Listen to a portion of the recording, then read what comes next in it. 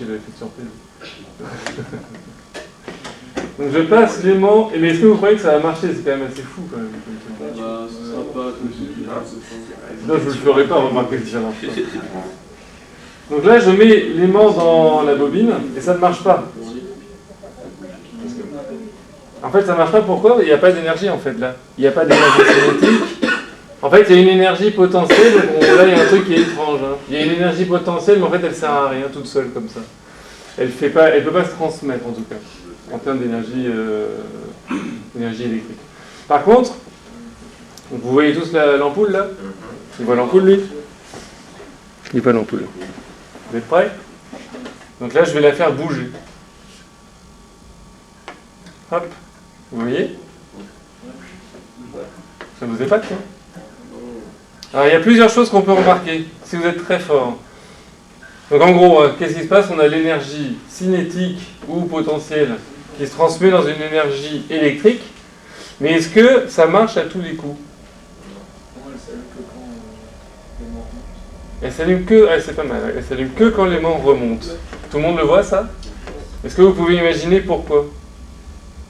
C'est pas parce qu'il y a des bobines et qu'il y a un déplacement de l'électron. Ouais, alors ça, il faut savoir que c'est une LED, hein. C'est pas une ampoule standard. Donc les LED, qu'est-ce qu'elles ont comme particularité? Ça marche que dans un sens. Alors ça voudrait dire que selon que je monte ou que je descends, le courant irait dans un sens opposé. Ouais, et vous savez pourquoi? Quel est le... C'est la polarité de l'aimant. Non. Alors ça c'est un peu, je pense pas que vous avez vu, est-ce que vous avez vu le phénomène d'induction? Oui. Ah oui? Oh, vous êtes en avance en fait. C'est quoi le phénomène d'induction?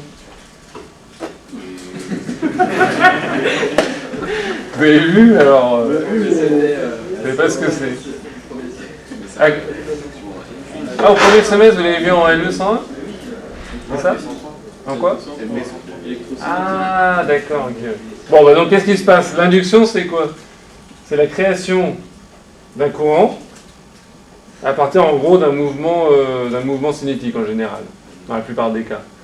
Donc là, en fait, l'aimant bouge, d'accord? L'induction, ça crée un courant, et ce courant, qu'est-ce qu'il doit faire par définition? Il doit s'opposer à la source de ce courant. Donc en fait, si mon aimant descend, ça crée un courant, et ce courant doit s'opposer au fait que l'aimant descende. Donc il doit faire une force vers le haut, pour s'opposer au fait qu'il descend. Et pour faire une force vers le haut, ça vous l'avez peut-être pas vu, il faut que le courant aille dans un certain sens, et s'il y a un courant dans un certain sens sur un champ, ça crée une force vers le haut. Par contre, quand l'aimant remonte, il faut faire une force vers le bas. Et donc ça fait un courant dans l'autre sens. D'où le côté alternatif. D'accord? C'est quoi dans le principe d'une